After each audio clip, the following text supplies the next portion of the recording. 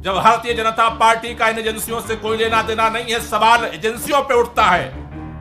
जवाब देने भारतीय जनता पार्टी के नेता क्यों सामने खड़े हो जाते हैं? अरे जब तक चुनाव रहेंगे तब तक मोदी जी सबको अंदर किए रहेंगे, क्योंकि उनके पास तो कुछ है नहीं, उनको कुछ मोदी जी का किया हुआ है और नहीं तो और कौन है? तानाशाही किसकी है? हिटलर ने भी अपनी तानाशाही बहुत की थी।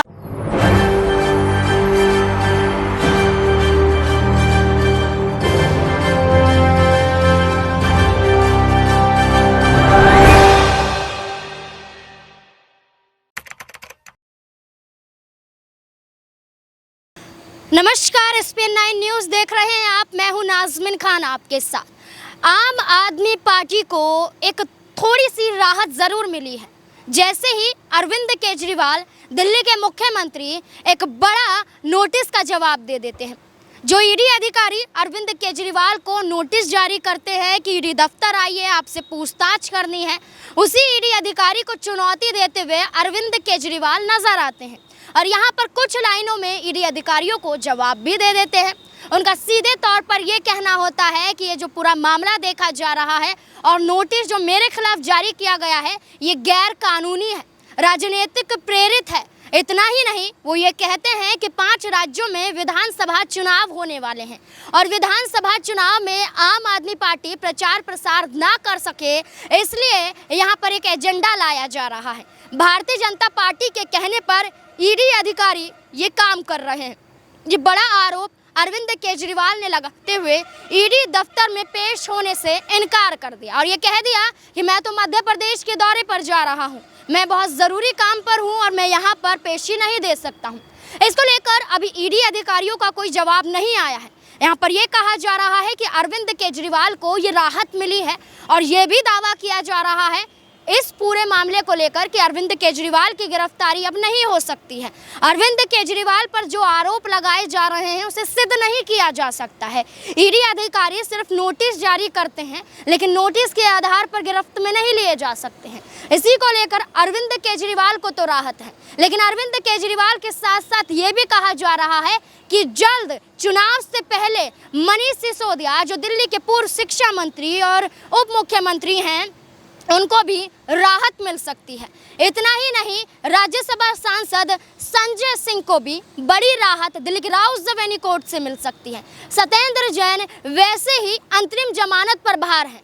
ऐसे में माना जा रहा है कि अभी तो अरविंद केजरीवाल की पार्टी पर शिकंजा ईडी अधिकारियों का है। काले बादल छाए हुए हैं, लेकिन जल्द ही यहाँ पर खुशियां भी नजर आएंगी और ऐसे में कहा जा रहा है कि चुनाव से पहले आम आदमी पार्टी फिर से मजबूत होती हुई नजर आएगी। यहाँ पर आप नेताओं को लेकर आम जनता का क्या कहना है, देखिए जरा। प्रोटेस्ट कर रहे हैं और जब तक भैया को रिहाई नहीं मिलेगी, हमसे जो जो हो सकेगा, अगर हमें जरूरत लगेगी आत्मदाह करने की भी, तो मैं उसके लिए तैयार भी हूँ।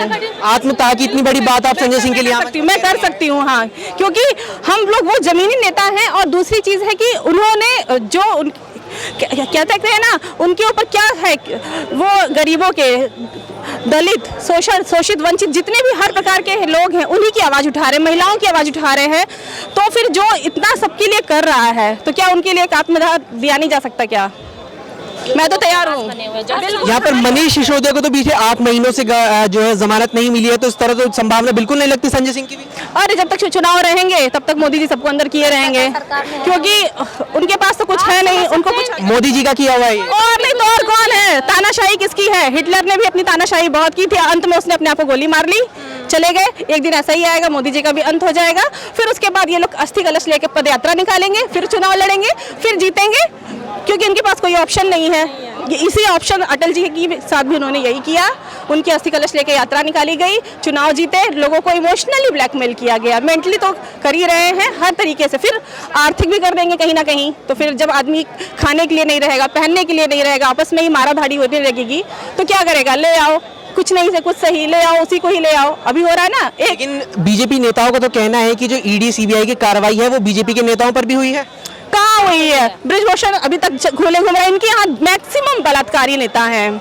स्मृति ईरानी जी जो सिलेंडर लेके पीटती रहती थी, वो अपनी उनकी बेटी पे इतना बड़ा आरोप लगा, मुंबई में भी इतना बड़ा आरोप लगा, उनके ऊपर कुछ भी नहीं हुआ। यहाँ पर सिर्फ आम जनता का ही नहीं, जैसे ही अरविंद केजरीवाल ईडी दफ्तर नहीं पहुँचते हैं, आम आदमी पार्टी के तमाम विधायक बड़ी बड़ी बातें करते हैं, ईडी अधिकारियों को चुनौती देते हुए नजर आते हैं, केंद्र सरकार पर हमलावर साबित होते हैं। क्या कुछ कह रहे, देखिए जरा। अरविंद केजरीवाल जी ने ईडी को भेजा और कई प्रश्न जो उस नोटिस में अनुत्तरित थे उनके बारे में पूछा और ये मांग की कि इस नोटिस को वापस लिया जाए। उस नोटिस में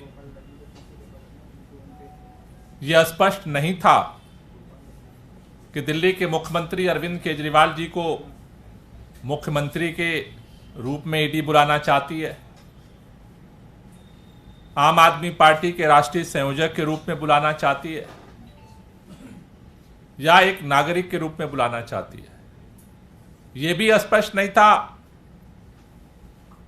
कि उनको एक गवाह के रूप में बुला रही है या एक सस्पेक्ट के रूप में बुला रही है।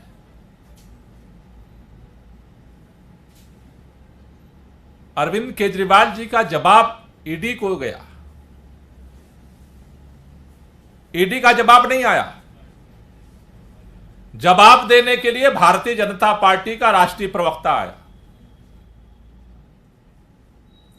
जो बार बार पूरा देश कह रहा है कि आज ये अंतर करना मुश्किल है कि ईडी ही भाजपा है या भाजपा ही ईडी है, सीबीआई ही भाजपा है या भाजपा ही सीबीआई है। भाजपा के नेता, कल एक वरिष्ठ नेता कह रहे थे कि ईडी स्वतंत्र है, एजेंसियां स्वतंत्र हैं, भाजपा का उससे कोई लेना देना नहीं है। जब भारतीय जनता पार्टी का इन एजेंसियों से कोई लेना देना नहीं है, सवाल एजेंसियों पे उठता है। जवाब देने भारतीय जनता पार्टी के नेता क्यों सामने खड़े हो जाते हैं? नोटिस ईडी ने भेजा, जिसको भेजा उन्होंने जवाब ईडी को भेजा, ईडी का जवाब नहीं आया। भारतीय जनता पार्टी के प्रवक्ता आकर के जवाब दे रहे हैं कि मुख्यमंत्री कह रहे हैं कि मुख्यमंत्री के रूप में हमें बुलाया या राष्ट्रीय संयोजक के रूप में बुलाया, सस्पेक्ट के रूप में बुलाया या गवाह के रूप में बुलाया। भारतीय जनता पार्टी तय कर रही है कि गागर और सागर के रूप में बुलाया है। क्यों तय करते हो आप? इन तमाम बातों से अब यही लगता है कि वो दिन दूर नहीं है कि आम आदमी पार्टी अब पूरी तरह से बाहर होगी। सत्येंद्र जैन, मनीष सिसोदिया, संजय सिंह और अरविंद केजरीवाल के खिलाफ हो रही ये जांच भी यहाँ पर एक तरीके से खत्म होती हुई नजर आ रही है। आपको क्या लगता है, वाकई ऐसा हो पाएगा? क्या आम आदमी पार्टी चुनाव से पहले जीत पाएगी? क्या लगता है आपको? कमेंट सेक्शन में जरूर बताएं। धन्यवाद।